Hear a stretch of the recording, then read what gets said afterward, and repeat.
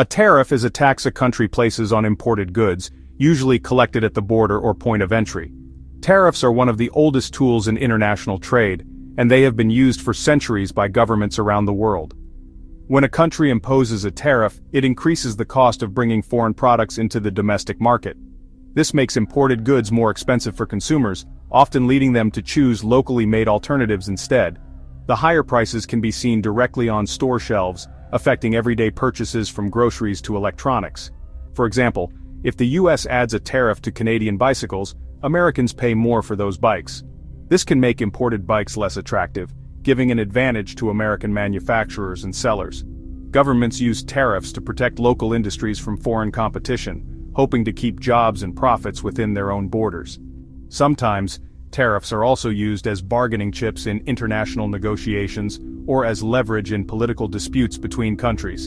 In early 2025, President Donald Trump's administration imposed tariffs on Canadian steel and aluminum, aiming to protect American manufacturers from what it saw as unfair competition. The move was part of a broader effort to strengthen U.S. industry and address concerns about national security. Steel and aluminum are essential for everything from cars and trucks to skyscrapers, bridges, and even household appliances. These materials are the backbone of modern infrastructure and manufacturing.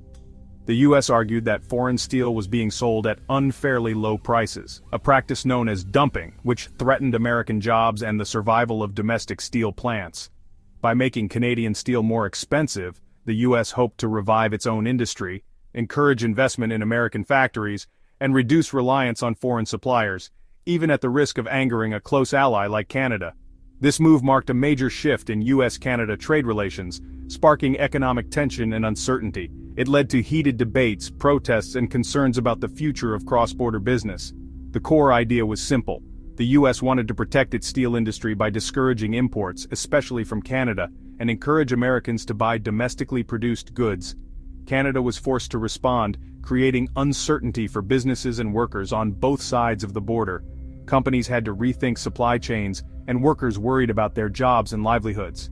The following scenes will explore why this dispute happened, how Canada reacted, and what it means for everyone involved, from factory workers to government officials and everyday consumers. Let's dive into the history behind this complex trade relationship and see how tariffs have shaped the economic ties between these two nations. Scene transition. The U.S. and Canada share one of the world's most integrated trading relationships, formalized through agreements like NAFTA and CUSMA. These deals eliminated most tariffs, allowing goods like steel and car parts to cross borders easily, supporting millions of jobs. The automotive industry is a prime example. A car assembled in Canada might use U.S. steel and be sold in California. Any disruption, like a new tariff, can send shockwaves through these industries. The U.S. still imports about a third of its steel, while Canada relies on imports for nearly two-thirds of its steel needs. This deep interdependence made the 2025 tariffs especially disruptive. For decades, the two countries treated each other as preferred partners, but the new tariffs marked a shift toward protectionism. Now let's look at how the Trump administration escalated the conflict. In March 2025, President Trump imposed a 25% tariff on Canadian steel, a major blow to cross-border trade. By June, the tariff doubled to 50%, effectively pricing Canadian steel out of the U.S. market.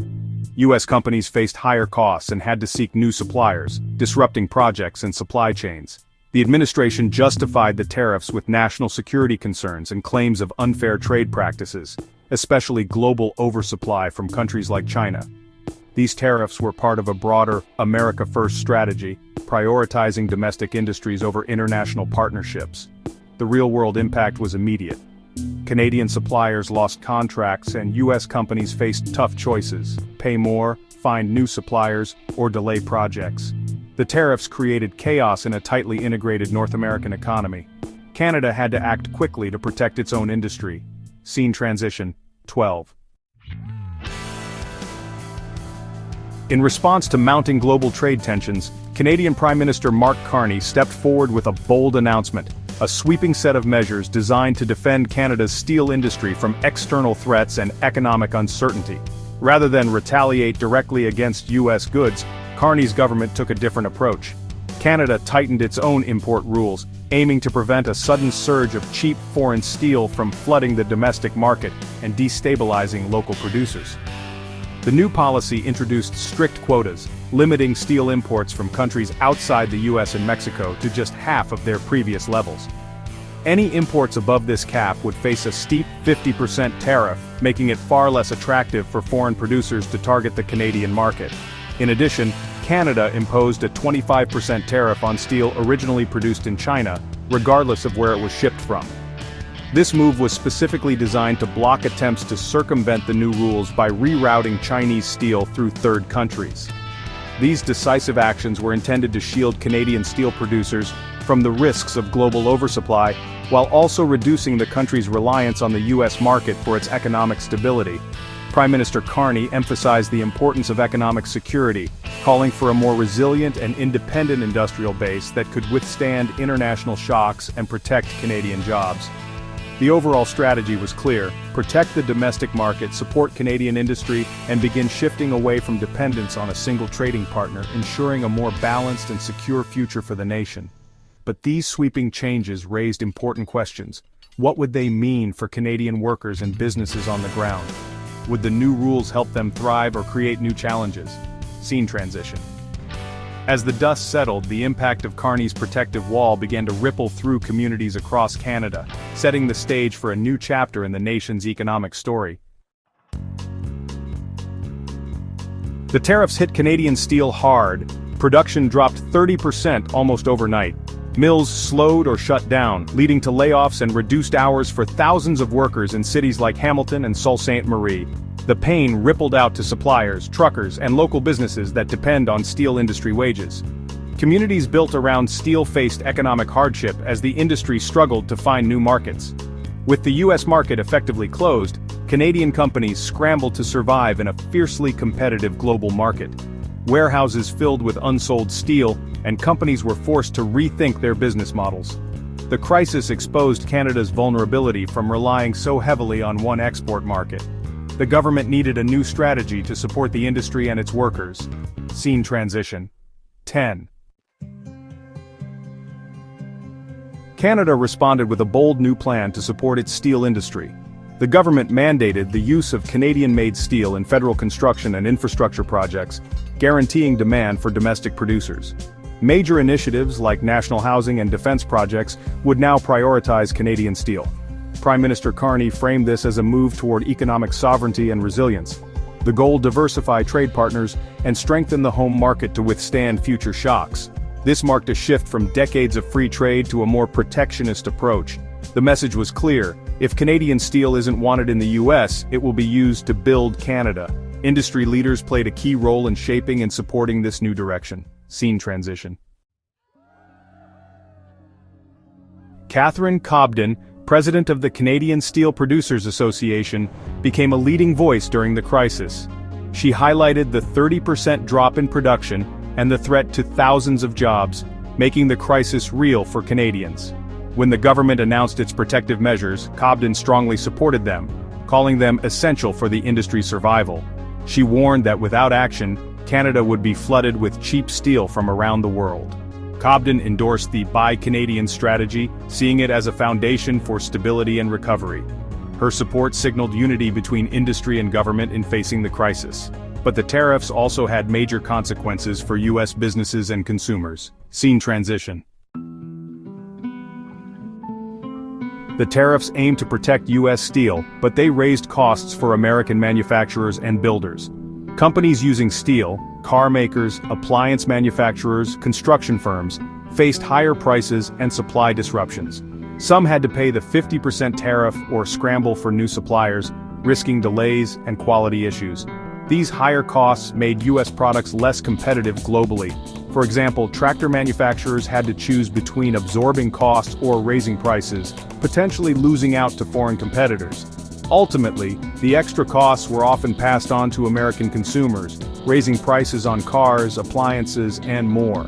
The tariffs protected some jobs but hurt others, showing how trade actions can have wide unintended effects. So what does the future hold for North American trade? Scene transition. 10. The 2025 steel tariff showdown has dramatically reshaped the landscape of North American trade, ushering in a new era marked by deeper divisions and a stronger tilt toward protectionism. What was once a relatively seamless flow of goods and materials across the U.S.-Canada border has now become a battleground for economic interests and national priorities. The United States, in its effort to shield its steel industry from foreign competition, has not only protected domestic jobs but also inadvertently strained its long-standing partnership with Canada. These tariffs have led to higher costs for American manufacturers, who now face pricier raw materials and increased uncertainty in their supply chains. In response, Canada has shifted away from its traditional commitment to open trade, adopting defensive measures to safeguard its own industries. This pivot is part of a broader strategy to achieve greater economic independence and reduce reliance on its southern neighbor. The future remains highly uncertain. If the dispute escalates, it could easily spill over into other sectors, triggering a cycle of retaliatory tariffs and deepening economic instability. Small businesses and workers on both sides of the border are already feeling the pressure, with some communities facing layoffs and closures. Yet there is still hope for a diplomatic breakthrough. Both countries could choose to return to the negotiating table, seeking a compromise that lowers tariffs in exchange for joint action on global steel oversupply and fairer trade practices.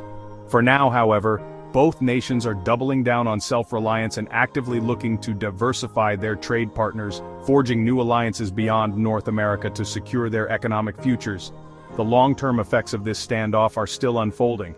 Will these protectionist policies ultimately strengthen national economies, or will they undermine the prosperity that North America has enjoyed for decades through close cooperation? One thing is certain.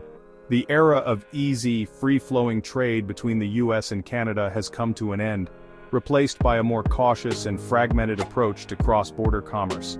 The story of steel tariffs serves as a powerful reminder of how a single policy decision can upend deeply interconnected economies, leaving lasting impacts on industries, workers, and the future of North American trade.